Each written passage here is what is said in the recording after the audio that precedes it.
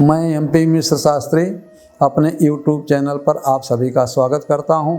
मित्रों, आशा करता हूं आप सभी लोग सुखी, संपन्न, प्रसन्नचित्त और खुशहाल होंगे। मित्रों, अभी पिछले एपिसोड में मैंने बताया कि कुंडली का मिलान करते समय आप माता के स्वभाव पर जरूर जाएं, क्योंकि माता के साथ ही रहना है। अब इस एपिसोड में मैं एक दूसरी बात आपको बताऊंगा कि माता के स्वभाव के साथ साथ पिता का भी स्वभाव देखना चाहिए कि पिता का स्वभाव कैसा है, उसका चरित्र कैसा है। क्योंकि कन्या के जाने के बाद कहीं उसकी निगाह बहू पर तो नहीं है, क्योंकि वो अगर चरित्रहीन होगा तो घर में सुख शांति में व्यवधान पैदा होगा। तो ये कैसे देखेंगे? हमने पिछले एपिसोड में मित्रों बताया था कि शुक्र बृहस्पति पाप समेता रहाहि मदन धन खष्ट निकेता, मनुज होय सो पर त्रियगामी संपत्ति सहित सुभग तन कामी।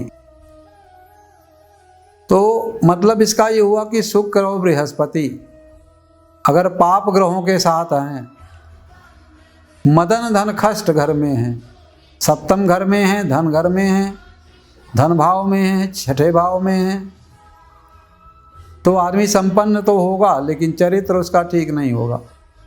इसी विषय पर आगे देखते हैं कि लिखा है कि रहाहि गगनपति तेहि गृह तैसो तासु पिता कृत परत्रिय तैसो।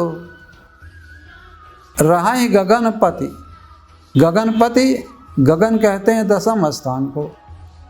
तो जिस तरीके से आपने वर के विषय में या कन्या के विषय में शुक्र और बृहस्पति के साथ विचार किया, उसी तरीके से आप ये देखिए कि रहाहि गगनपति तेहि गृह तैसो।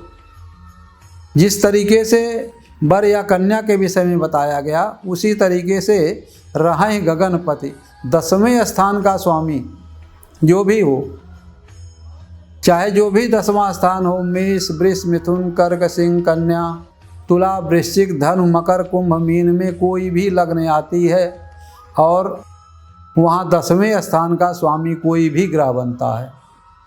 इसमें ये नहीं लिखा गया है कि चंद्रमा है कि सूर्य है कि शुक्र है कि बुध है, नहीं, कोई भी ग्रह है। रहाहि गगनपति, वो गगनपति है, गगन का स्वामी है, दसवें का स्वामी है।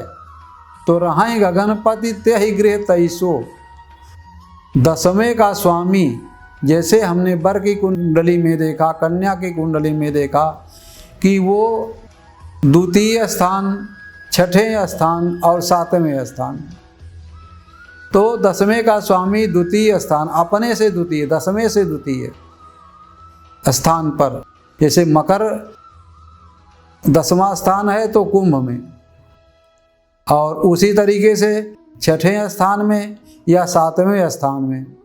तो रहाहि गगनपति तेहि गृह तैसो, दसवें का स्वामी उसी प्रकार से अगर है जैसा कि वर या कन्या की कुंडली में देखा जा रहा है, तो तासु पिता कृत परत्रिय तैसो, तो उसका पिता जो है वो जो है स्वेच्छागामी होगा, परत्रियगामी होगा।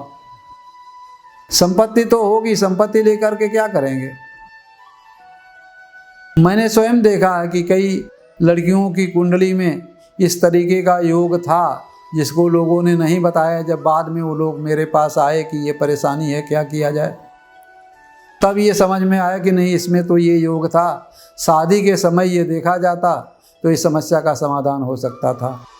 बट अब तो शादी हो चुकी है, अब इसमें क्या समाधान होगा? मुश्किल लगता है काम बिगड़ने के बाद।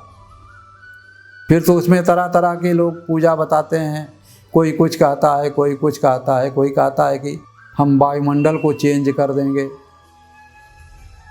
लेकिन वायुमंडल को चेंज करना हमारे बस की बात नहीं है, या कोई कहता है तो उसके भी बस की बात नहीं है। लेकिन कहने में क्या जाता है? कहने के लिए कोई कुछ भी कह सकता है। लेकिन मैंने ये देखा कि जीवन नरक हो गया।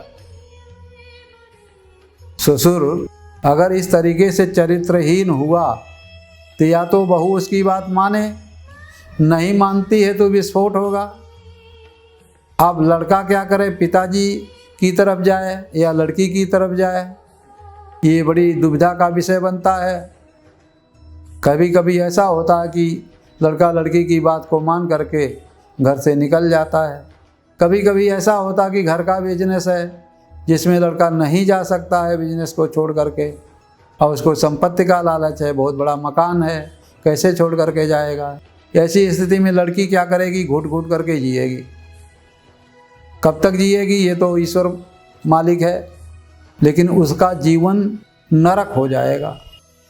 इसलिए मित्रों निवेदन है कि कुंडली जब भी दिखाएं तो इन बातों का अवश्य ध्यान दें। समय से पहले अगर आपको जानकारी हो जाएगी तो आप उस तरीके से कार्य करेंगे, और जानकारी नहीं होगी, अंधेरे में शादी भी हो गई और जीवन भी लड़की का नरक हो गया। लड़की आपसे शिकायत करेगी, आप क्या कर सकते हैं, तब बहुत मुश्किल होता है। इसलिए मित्रों इस बात का विशेष ध्यान दें। और मित्रों निवेदन है कि आप हमारे चैनल को सब्सक्राइब करें, बेल आइकन को दबा दें और अपने मित्रों में इसे ज़्यादा से ज़्यादा शेयर करें, जिससे लोगों को इसका लाभ प्राप्त हो, लोग सुखी और संपन्न हों। जय माता दी।